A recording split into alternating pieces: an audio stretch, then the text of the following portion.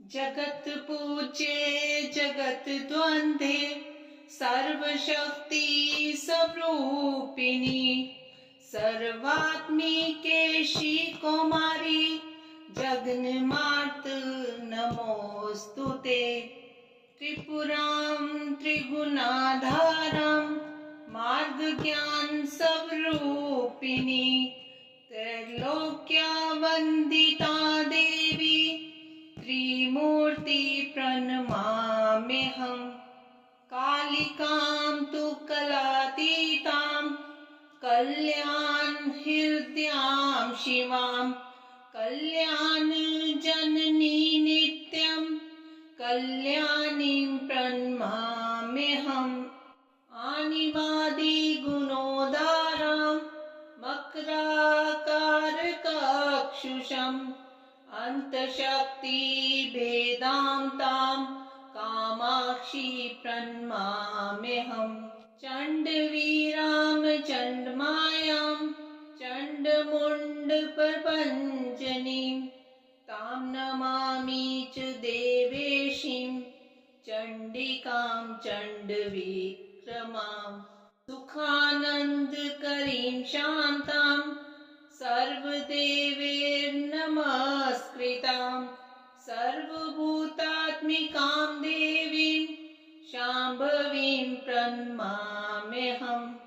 चण्डवीरां चण्डमायां रक्तबीजप्रभञ्जनीं तां नमामि च देवेशीं कालरात्रिं गुणशालिनीं। सुन्दरीं स्वर्ण सर्वांगीं सुख सौभाग्यदायिनीं संतोष जननीं देवीं महागौरी प्रणमाम्यहम्। दुर्गमे दुस्तरे कार्य भयदुर्ग विनाशिनी प्रणमामि सदा भक्त्या दुर्गा दुर्गतिनाशिनी। निशुम्भ शुम्भ मर्दिनीं प्रचंड मुंड खंडिनीं वने रणे प्रकाशिनीं भजामि विंध्यवासिनीं। त्रिशूल रत्नधारिणीं धरा विघात हारिणीं ग्रहे ग्रहे निवासिनीं भजामि विंध्यवासिनीं। दरिद्र दुख हारिणीं सतां विभूतिकारिणीं वियोग शोक हारिणीं भजामि विंध्यवासिनीं। लसत्सुलोल लोचनां लतां सदा वरप्रदां कपालशूलधारिणीं भजामि विंध्यवासिनीं। करे मुदा गदाधरां शिवां शिवप्रदायिनीं वरावराननां शुभां भजामि विंध्यवासिनीं। ऋषीन्द्रजामिना प्रदास्यरूपधारिणीं जले स्थले निवासिनीं भजामि विंध्यवासिनीं। विशिष्ट सृष्टिकारिणीं विशाल रूपधारिणीं महोदरां विशालिनीं भजामि विंध्यवासिनीं। पुरन्दरादिसेवितां मुरादिवंशखण्डिनीं विशुद्ध बुद्धिकारिणीं भजामि विंध्यवासिनीं। ओम जयंती मंगला काली भद्रकाली कपालिनी दुर्गा क्षमा शिवा दात्री स्वाहा स्वदा नमोस्तुते। जय त्वं देवी चामुण्डे जय भूतार्ति हारिणी जय सर्वगते देवी कालरात्रि नमोस्तुते। मधुकैटभविद्रावि विधात्री वर्धे नमः। रूपं देहि जयं देहि जशो देहि द्विषो जहि। महिषासुरनिर्नाशी भक्तान् सुखदे नमः। रूपं देहि जयं देहि जशो देहि द्विषो जहि। रक्तबीजवदे देवी चण्डमुण्ड विनाशिनी रूपं देहि जयं देहि जशो देहि द्विषो जहि शुम्भ साइव निशुम्भस्य धुर्माक्षस्य च मर्दिनि रूपं देहि जयं देहि जशो देहि द्विषो जहि वन्दिताङ्घ्रियुगे देवी सर्वसौभाग्यदायिनी रूपं देहि जयं देहि जशो देहि द्विषो जहि अचिन्त्य रूपचरिते सर्वशत्रुविनाशिनी रूपं देहि जयं देहि जशो देहि द्विषो जहि न तेभ्यः सर्वदा भक्त्या चण्डिके दुरितापहे रूपं देहि जयं देहि जशो देहि द्विषो जहि स्तुवद्भ्यो भक्तिपूर्वं त्वां चण्डिके व्याधिनाशिनी रूपं देहि जयं देहि जशो देहि द्विषो जहि चण्डिके सततं ये त्वां मर्च्यन्ति हि भक्तितः रूपं देहि जयं देहि जशो देहि द्विषो जहि देहि सौभाग्यम् आरोग्यं देहि मे परमं सुखं रूपं देहि जयं देहि जशो देहि द्विषो जहि विदेहि द्विषतां नाशं विदेहि बलमुच्चकेः रूपं देहि जयं देहि जशो देहि द्विषो जहि विदेहि देवी कल्याणं विदेहि परमां श्रियं रूपं देहि जयं देहि जशो देहि द्विषो जहि सुरासुर शिरोरत्न निघ्रिश्चरणे अंबिके रूपं देहि जयं देहि जशो देहि द्विषो जहि विद्यावन्तं यशस्वन्तं लक्ष्मीवन्तं जनं कुरु रूपं देहि जयं देहि जशो देहि द्विषो जहि प्रचंड दैत्य दर्पगणे चंडिके प्रणताय मे रूपं देहि जयं देहि जशो देहि द्विषो जहि चतुर्भुजे चतुर्वक्त्र संस्तुते परमेश्वरी रूपं देहि जयं देहि जशो देहि द्विषो जहि कृष्णेन संस्तुते देवी शश्वत भक्त्या सदाम्बिके रूपं देहि जयं देहि जशो देहि द्विषो जहि हिमाचल सुतानाथ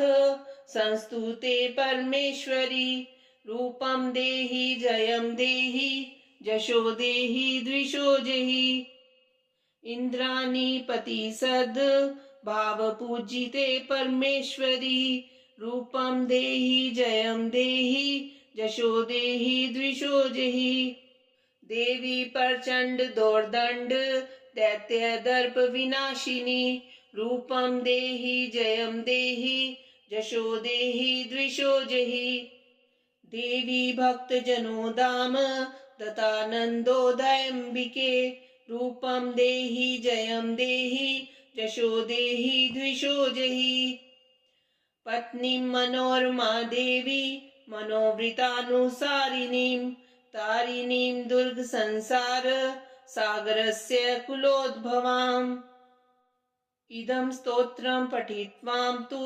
महास्तोत्रं पठे नरः स तु सप्तशती संख्या वरमाप्नोति संपदाम्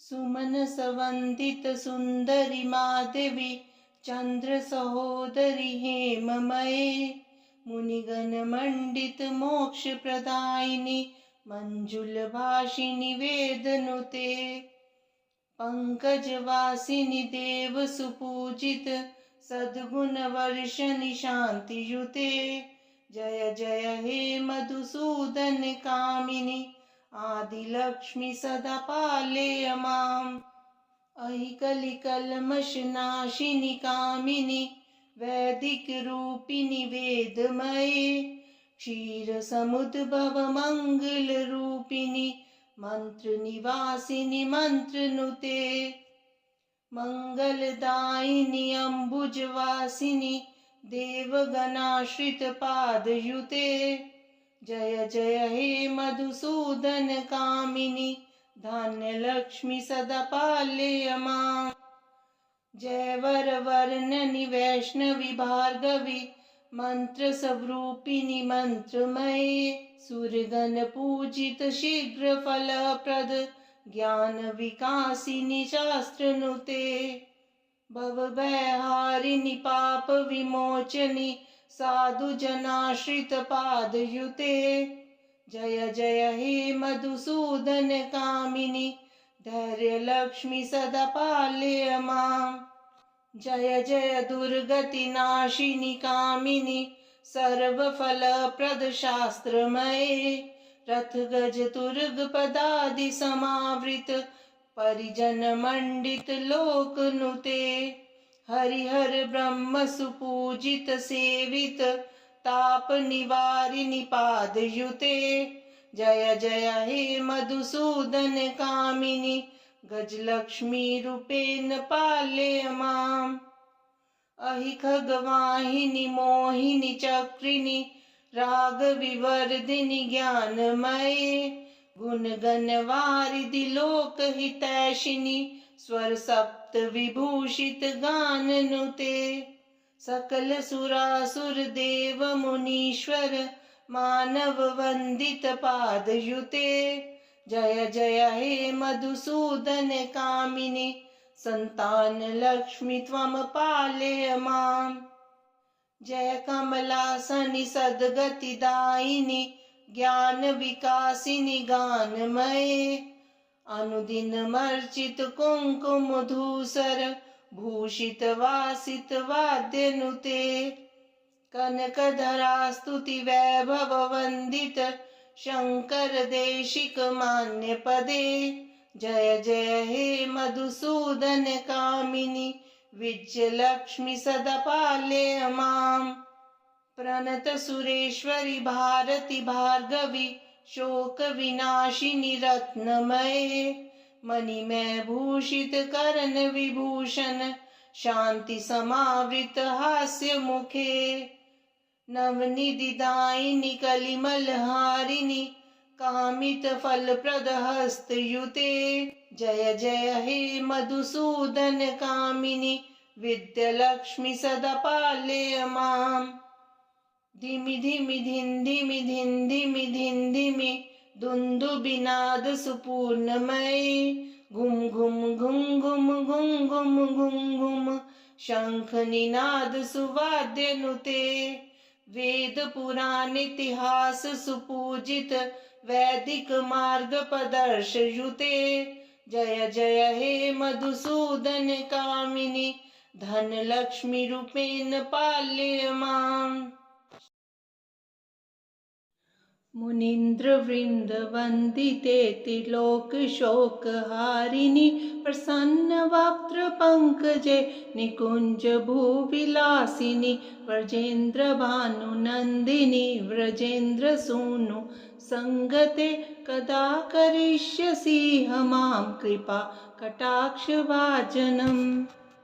अशोक वृक्ष वल्लरी वितान मंडप स्थिते प्रवाल बाल पल्लव प्रभारुणांघ्रि कोमले वराभय स्फुरत्करे प्रभूत संपदालये कदा करिष्यसि मां कृपा कटाक्ष भाजनम्।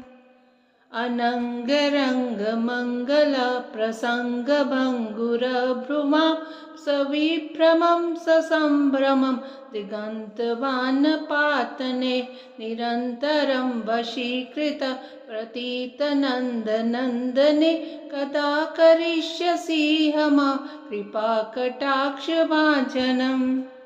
तडित सुवर्ण चंपक प्रदीप्त घोर विग्रहे मुख प्रभा परास्त कोटि शारदेन्दु मंडले विचित्र चित्र संचर चकोर शावलोचने कदा करिष्यसि मां कृपा कटाक्ष भाजनम्।